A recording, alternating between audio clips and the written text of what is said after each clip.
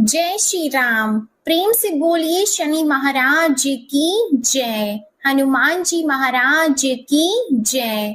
ओम नमः शिवाय। प्रिय भक्त जनों, आज आप श्रवण करेंगे न्याय के देवता शनि देव तथा हनुमान जी की बड़ी ही दुर्लभ कथा। पुराणों के अनुसार शनि देव का एक नाम कृष्ण भी है। यह नाम स्वयं श्री कृष्ण भगवान ने शनि देव को दिया था। आज के दिन जो भी मनुष्य इस व्रत को करता है या कथा का श्रवण करता है, तो उन भक्तों पर शनि देव के साथ साथ हनुमान जी की कृपा भी प्राप्त होती है, क्योंकि शनि दोष से परेशान मनुष्य इस दिन हनुमान जी की कथा को सुनने तथा भजन कीर्तन करने से उनकी सभी प्रकार के ग्रह और साढ़े साती ढैया समाप्त हो जाती है और साथ ही शनिदेव की कृपा से भक्तों को रोगों से मुक्ति मिलती है। तो प्रिय भक्त जनों, आइए श्रवण करते हैं दुख दारिद्र्य को दूर करने वाली शनि देव की बड़ी ही दुर्लभ कथा। किसी गांव में एक बहुत ही विद्वान ब्राह्मण रहा करता था। एक दिन रात्रि में उसने सपने में देखा कि एक नीला वस्त्र पहने हुए बहुत ही दिव्य पुरुष उसे कह रहा है कि हे ब्राह्मण देवता, मैं तुझे लगूंगा। अब देखिए, यह सपना उस ब्राह्मण को रोज दिखाई देता। इससे वह परेशान हो गया और दुबला पतला होने लगा। उसका स्वास्थ्य बहुत ही गिरने लगा। एक दिन उसकी पत्नी ने कहा, देखिए, मैं आपको कितना अच्छे से खिलाती पिलाती हूँ, मेवा मिश्री खिलाती हूँ, दूध मलाई खिलाती हूँ, अच्छा भोजन आहार पकाकर खिलाती हूँ, फिर भी आप इतने दुबले पतले क्यों होते जा रहे हैं? इसका क्या कारण है? प्रिय भक्त जनों, उस ब्राह्मण ने अपनी पत्नी से अपना सारा हाल बताया कि मेरे सपने में एक नीले कपड़े पहने हुए बहुत ही दिव्य पुरुष आते हैं। वे मुझसे कहते हैं कि हे ब्राह्मण, मैं तुझे लगूंगा। अब यही सोचकर मुझे भूख प्यास नहीं लगती, मैं दुबला होता जा रहा हूँ। तब ब्राह्मणी ने कहा, हे पतिदेव, मुझे लगता है कि आपको शनि भगवान दर्शन देते हैं। आपके ऊपर शनि की दशा शुरू होने वाली है, इसलिए आपको वे सचेत करते हैं। अवश्य ही वे शनि महाराज हैं। अब की बार जब दिखें तो आप उनसे कहिएगा कि आप मुझे सिर्फ सवा पहर ही लगना। प्रिय भक्त जनों, उसी दिन जब रात्रि होती है तो ब्राह्मण फिर से सोता है और उसके सपने में शनि भगवान दर्शन देते हैं और कहते हैं, हे ब्राह्मण, आज मैं तुम्हें लगूंगा। तब ब्राह्मण ने कहा, हे भगवान, यदि आप लगना ही चाहते हैं तो लग जाइए, लेकिन यह बताइए भगवान, आप कितने दिनों के लिए लगोगे? तब शनि देव ने कहा, हे ब्राह्मण, तुम्हारे ऊपर साढ़े साती शुरू होने वाली है, मैं तुम पर 7.5 साल के लिए लगूंगा। तब ब्राह्मण ने कहा, क्षमा कीजिए भगवान, इतना भारी तो मुझसे झेला नहीं जाएगा, 7.5 साल बहुत है भगवान। तब शनि देव बोले, अच्छा, 5 वर्ष के लिए लगूंगा। तब ब्राह्मण ने कहा, शनि महाराज, यह भी मेरे लिए ज्यादा है। शनि भगवान बोले, तो ठीक है, 2.5 साल का लग जाओ। ब्राह्मण ने फिर मना कर दिया। तब शनि देव कहने लगे, सवा पहर का लगूंगा तो ठीक रहेगा।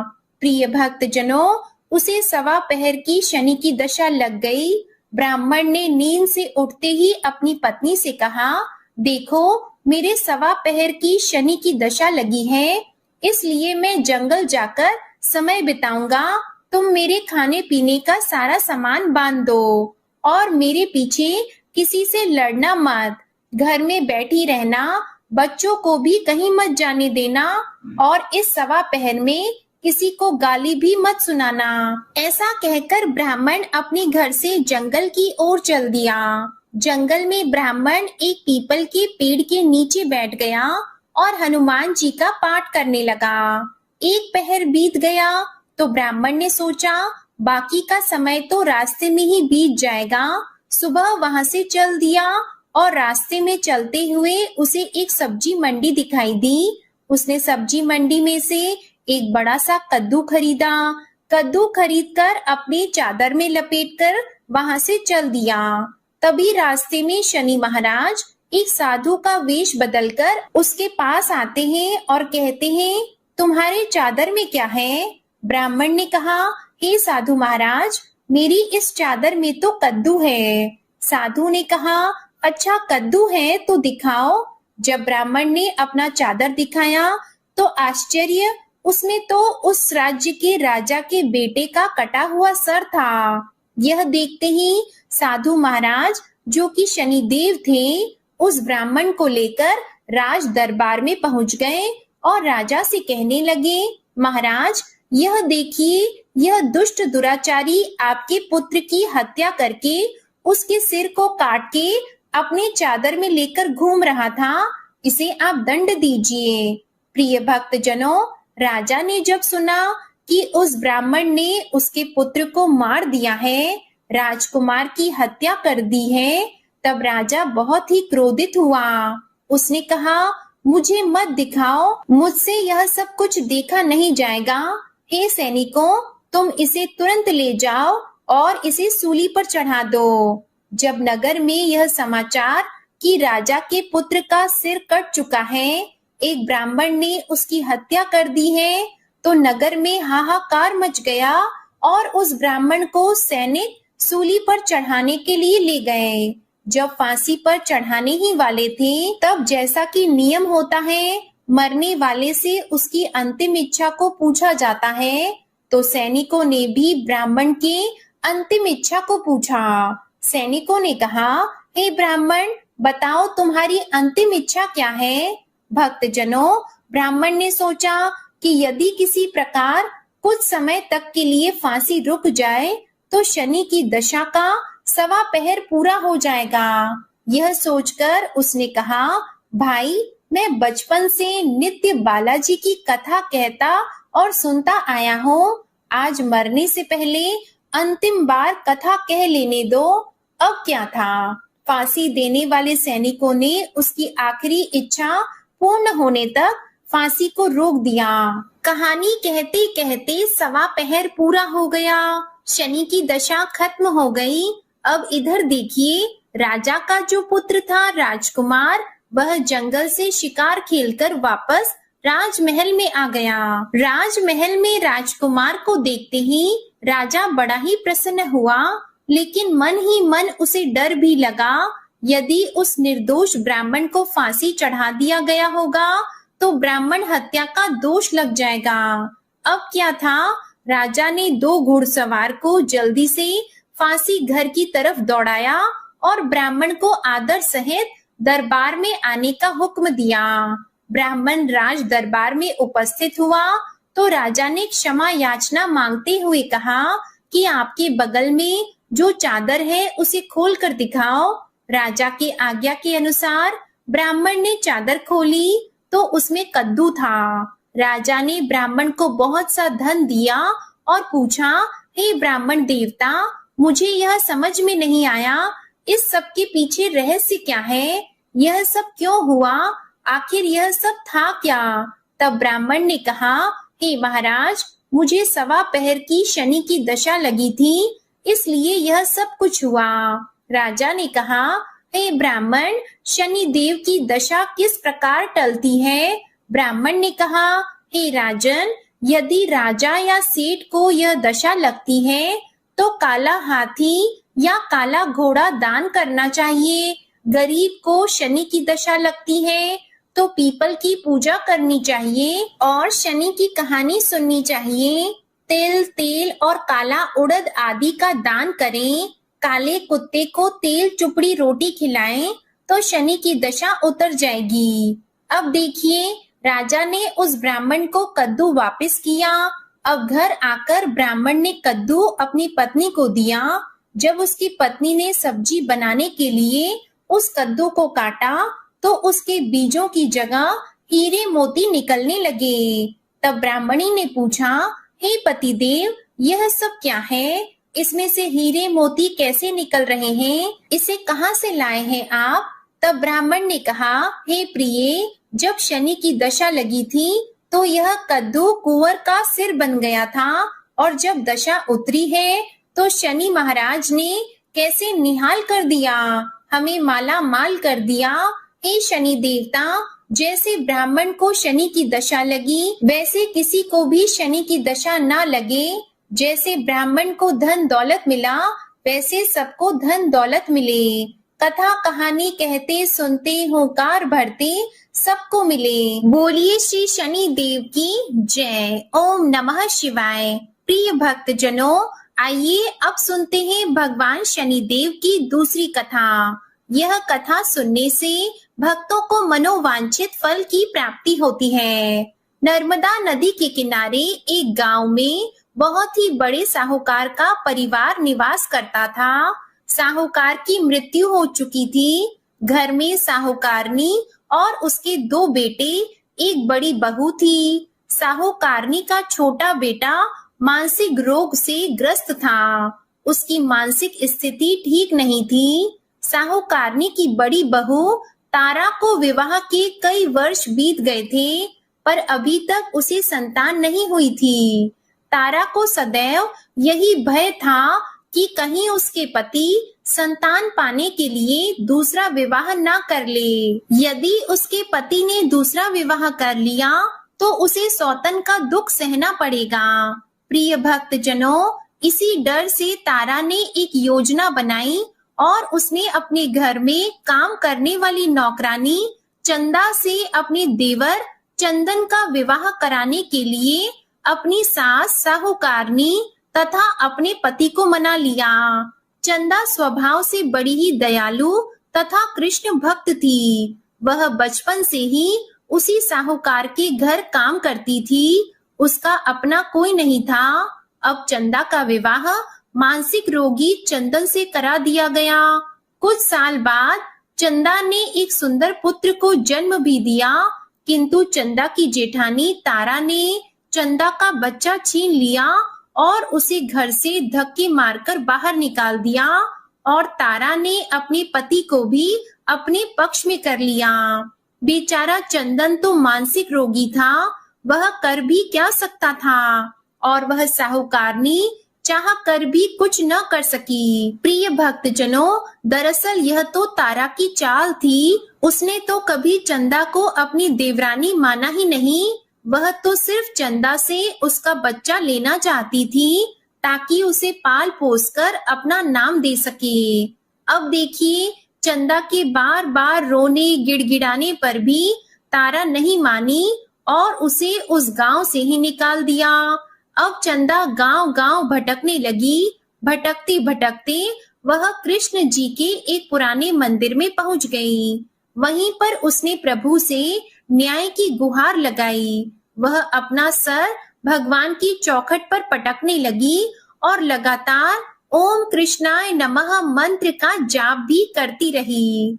प्रिय भक्त जनों, उस स्त्री की करुण पुकार न्याय के देवता शनिदेव ने सुनी तथा भगवान श्री कृष्ण के आदेश से तुरंत चंदा के पास उपस्थित हो गए और साधारण मनुष्य का रूप धारण करके उसे अपने आप को कष्ट ना पहुंचाने के लिए कहा और कहा, हे बहन, तुम भगवान श्री कृष्ण पर विश्वास रखो और ओम श्री कृष्णाय नमः मंत्र का जाप करती रहो। तुम्हारा अवश्य ही कल्याण होगा।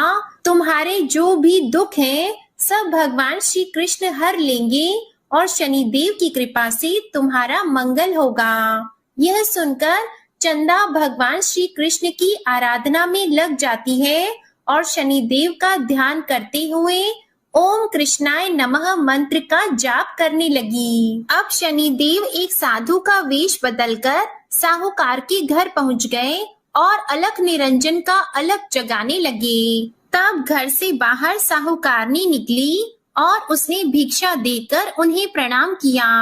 तब साधु रूपी शनिदेव ने कहा, हे देवी, मैंने सुना है आपके घर में कोई मानसिक रोगी है। मैंने 7 सालों से हिमालय के जंगलों में भटकते हुए बहुत ही दुर्लभ जड़ी बूटी इकट्ठी की है जो हर प्रकार के रोगों को समाप्त कर देती है। यदि आप कहें तो मैं आपके घर के मरीज को ठीक कर सकता हूँ।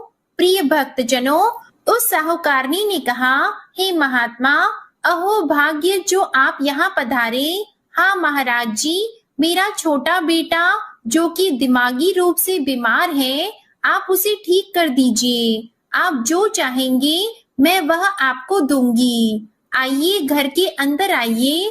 साहूकारनी ने अपने बेटे चंदन को साधु महाराज को दिखाया, जो अब चंदा के चले जाने से बहुत ही दुखी था। साधु महाराज ने अपने कमंडल से जल निकालकर उसे अभिमंत्रित करके चंदन को पीने के लिए दिया। उस जल को पीते ही चंदन बिल्कुल ठीक हो गया और साधु महाराज ने तारा को भी बहुत समझाया कि वह चंदा का बच्चा उसे वापस कर दे और अपनी गलती को स्वीकार कर ले, किंतु नहीं मानी। वह तो उल्टे ही साधु महाराज को डांटने लगी, यहाँ तक कि चंदन के ठीक होने से उससे ईर्ष्या करने लगी। इस बात से रुष्ट होकर भगवान शनिदेव की दशा तारा को लग गई और वह मानसिक रोगी हो गई। उसका एक हाथ लकवा से ग्रस्त हो गया। साधु महात्मा के बताए अनुसार चंदन अपनी पत्नी चंदा को घर ले आया और अपनी पत्नी, बच्चे और माँ के साथ हंसी खुशी जीवन व्यतीत करने लगा।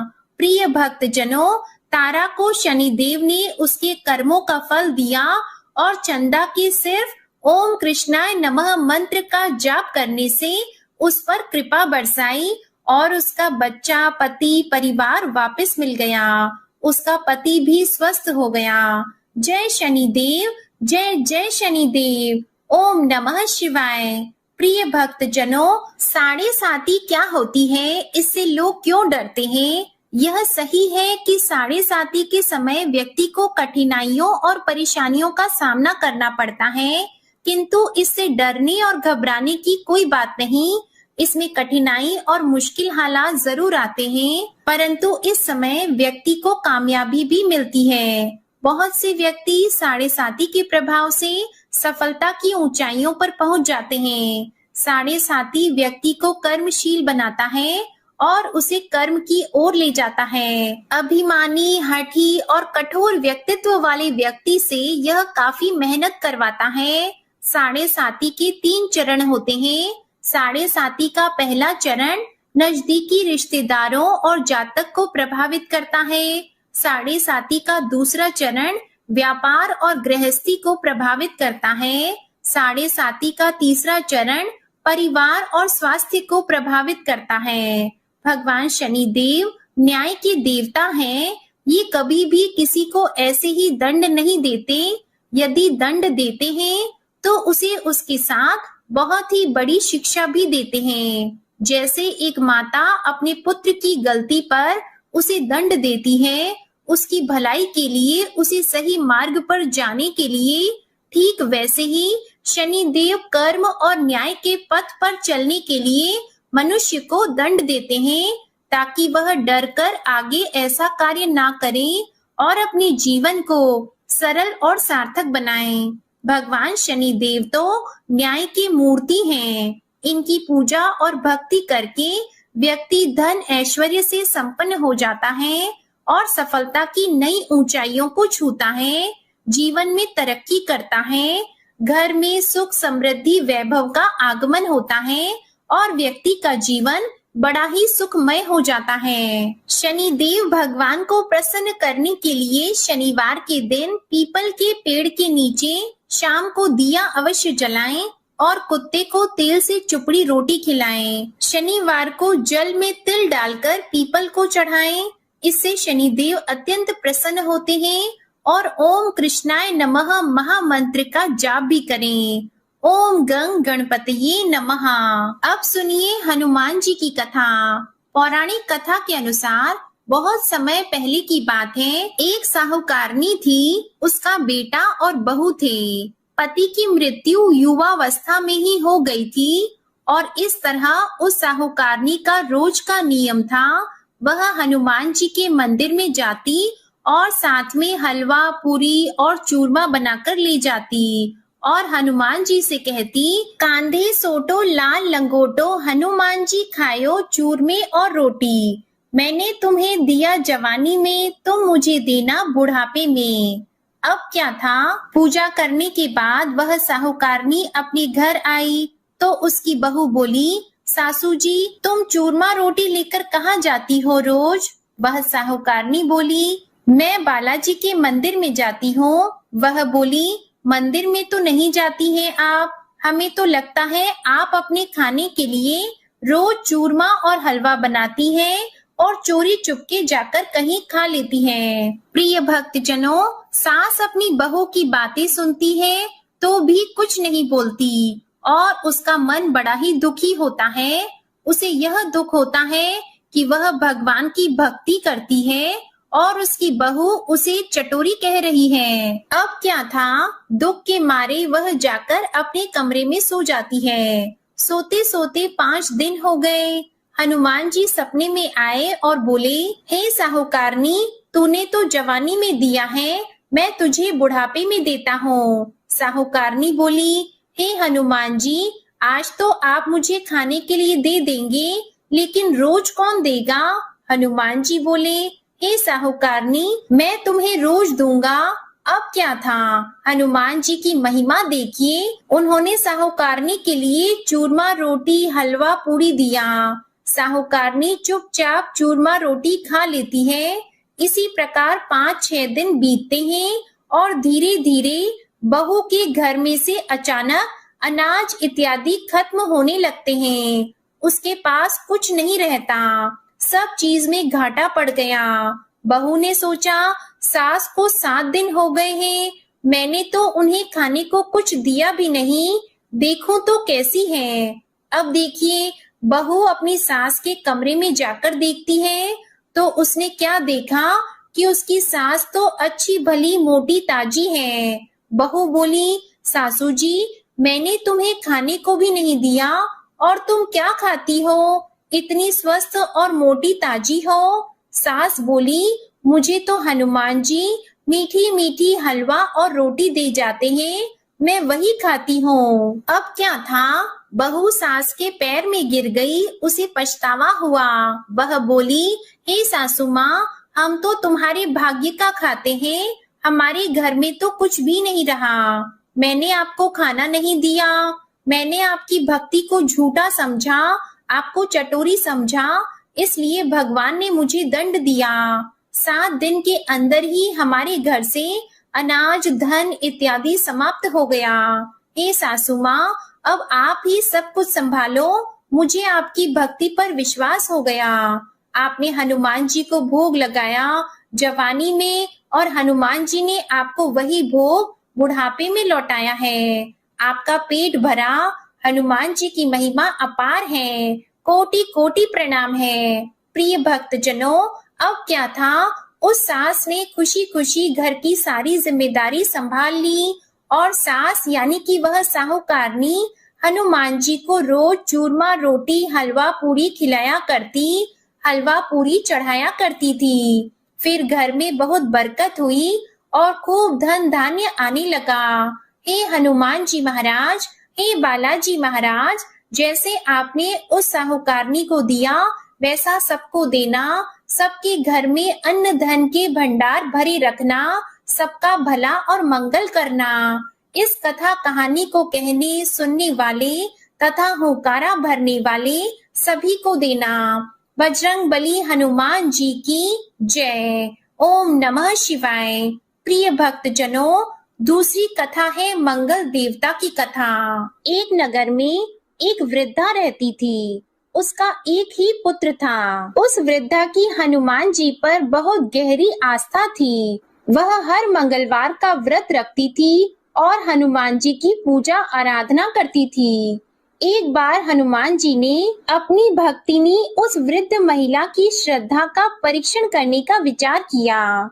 हनुमान जी साधु का वेश धारण कर वृद्धा के घर गए और पुकारने लगे कि है कोई हनुमान भक्त जो हमारी इच्छा पूर्ण करे। तब आवाज उस वृद्धा के कान में पड़ी। पुकार सुनकर वृद्धा जल्दी से बाहर आई और साधु को प्रणाम कर बोली, आज्ञा महाराज। हनुमान वेशधारी साधु बोले, मैं भूखा हूँ, भोजन करूंगा, तुम थोड़ी सी जमीन लीप दो। वृद्धा दुविधा में पड़ गई। अंततः हाथ जोड़कर बोली, महाराज, लीपने और मिट्टी खोदने के अतिरिक्त आप कोई दूसरी आज्ञा दें, मैं अवश्य पूर्ण करूंगी। साधु ने 3 बार प्रतिज्ञा कराने के बाद कहा, तू अपने बेटे को बुला, मैं उसकी पीठ पर आग जलाकर भोजन बनाऊंगा।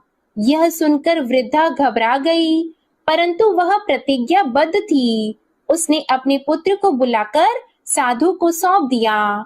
साधु वेशधारी हनुमान जी ने वृद्धा के हाथों से ही उसके पुत्र को पेट के बल लेटाया और उसकी पीठ पर आग लगवा दी। आग जलाकर दुखी मन से वृद्धा अपने घर में चली गई। इधर भोजन बनाकर साधु ने वृद्धा को बुलाकर कहा कि उनका भोजन बन गया है, तुम अपने पुत्र को पुकारो ताकि वह भी आकर भोग लगा ले। इस पर वृद्धा बोली, उसका नाम लेकर मुझे और कष्ट न दें। लेकिन जब साधु महाराज नहीं माने तो वृद्धा ने अपने पुत्र को आवाज लगाई। वह अपनी माँ के पास आ गया और अपने पुत्र को जीवित देखकर वृद्धा को बहुत आश्चर्य हुआ। वह साधु के चरणों में गिर पड़ी। तब हनुमान जी अपने वास्तविक रूप में प्रकट हुए और वृद्धा को भक्ति का आशीर्वाद दिया। तो प्रेम से बोले, शंकर भगवान की जय हो, बजरंग बली की जय हो। प्रिय भक्त जनों, अब सुनिए हनुमान जी की तीसरी कथा। पौराणिक कथा के अनुसार ऋषि नगर में केशवदत्त नामक एक ब्राह्मण अपनी पत्नी सावित्री के साथ रहते थे। केशवदत्त के घर में धन संपत्ति की कोई कमी नहीं थी। नगर में सभी केशवदत्त का सम्मान करते, लेकिन केशवदत्त संतान नहीं होने से बहुत चिंतित रहता था। दोनों पति पत्नी हर मंगलवार को हनुमान जी की पूजा करते। विधिवत मंगलवार का व्रत करते हुए वर्षों बीत गए। ब्राह्मण बहुत निराश हो गया, लेकिन उसने व्रत करना नहीं छोड़ा। कुछ दिनों बाद केशवदत्त हनुमान जी की पूजा करने के लिए जंगल में चला गया। उसकी पत्नी सावित्री घर में रहकर मंगलवार का व्रत करने लगी। दोनों पति पत्नी पुत्र प्राप्ति के लिए मंगलवार का विधि पूर्वक व्रत करने लगे। सावित्री ने अगले मंगलवार को व्रत किया, लेकिन किसी कारणवश उस दिन सावित्री हनुमान जी को भोग नहीं लगा सकी और उस दिन वह सूर्यास्त के बाद भूखी ही सो गई। काम की अधिकता के कारण उससे यह भूल हो गई थी। अगले मंगलवार को हनुमान जी को भोग लगाए बिना उसने भोजन नहीं करने का प्रण कर लिया। अब क्या था, 6 दिन तक भूखी प्यासी रही। 7वें दिन मंगलवार को सावित्री ने हनुमान जी की पूजा की, लेकिन तभी भूख प्यास के कारण सावित्री बेहोश हो गई। हनुमान जी ने उसे सपने में दर्शन देते हुए कहा, उठो पुत्री, मैं तुम्हारी पूजा से बहुत प्रसन्न हूँ। तुम्हें सुंदर और सुयोग्य पुत्र होने का वर देता हूँ। यह कहकर हनुमान जी अंतर ध्यान हो गए। उसी समय सावित्री ने उठकर हनुमान जी को भोग लगाया, स्वयं भोजन किया। हनुमान जी की अनुकंपा से सावित्री ने एक सुंदर शिशु को जन्म दिया। मंगलवार को जन्म लेने के कारण उस बच्चे का नाम मंगल प्रसाद रखा गया। अब देखिए, कुछ दिनों बाद सावित्री का पति केशवदत्त घर लौट आया। उसने मंगल प्रसाद को देखा तो सावित्री से पूछा, यह सुंदर बच्चा किसका है? सावित्री ने प्रसन्न होते हुए कहा कि मुझे हनुमान जी ने दर्शन दिए हैं और पुत्र प्रदान करने की सारी कथा अपने पति से कह सुनाई। लेकिन केशवदत्त को उसकी बातों पर विश्वास नहीं हुआ। उसके मन में पता नहीं कैसे यह कलुषित विचार आ गया कि सावित्री ने उसके साथ विश्वासघात किया है। अपने पापों को छुपाने के लिए सावित्री झूठ बोल रही है। केशवदत्त ने उस बच्चे को मार डालने की योजना बनाई। एक दिन केशवदत्त स्नान करने के लिए कुएं पर गया। मंगल प्रसाद भी उसके साथ था। केशवदत्त मौका देखकर मंगल देव को कुएं में फेंक दिया और घर आकर बहाना बना दिया कि मंगल तो कुएं पर मेरे साथ पहुंचा ही नहीं। केशव दत्त के इतना कहने के ठीक बाद मंगल दौड़ता हुआ घर में आ गया। केशव दत्त मंगल को देखकर बुरी तरह हैरान हो गया। उसी रात हनुमान जी ने केशव दत्त को सपने में दर्शन देते हुए कहा, हे केशव दत्त, तुम दोनों के मंगलवार के व्रत करने से प्रसन्न होकर पुत्र जन्म का वरदान मैंने दिया था, फिर तुम अपनी पत्नी पर शक क्यों करते हो? उसी समय केशव दत्त ने अपनी पत्नी सावित्री को जगाकर उससे क्षमा मांगते हुए स्वप्न में हनुमान जी के दर्शन की सारी कहानी सुनाई। केशव दत्त ने अपनी बेटे को हृदय से लगाकर बहुत प्रेम किया। उस दिन के बाद सभी आनंद पूर्वक रहने लगे। मंगलवार का विधिवत व्रत करने से केशव दत्त के सभी कष्ट दूर हो गए। इस तरह से जो भी स्त्री पुरुष विधिवत मंगलवार का व्रत करके व्रत कथा सुनते हैं, हनुमान जी उनकी सभी कष्ट दूर करके घर में धन संपत्ति का भंडार भर देते हैं, शरीर के सभी रोगों को नष्ट कर देते हैं। प्रेम से बोलिए बजरंगबली हनुमान जी की जय। ओम नमः शिवाय। आप सभी पर शनिदेव और हनुमान जी की कृपा सदा बनी रहे। आज की कथा पसंद आई हो तो वीडियो को लाइक करके चैनल को सब्सक्राइब कीजिएगा और कमेंट में शनिदेव और हनुमान जी की जय जरूर लिखिएगा। इसी के साथ आज आप हमारे चैनल पर वैशाख मास महात्म्य की कथा को भी जरूर सुनिएगा। प्रेम से बोलिए शनि महाराज और हनुमान जी महाराज की जय।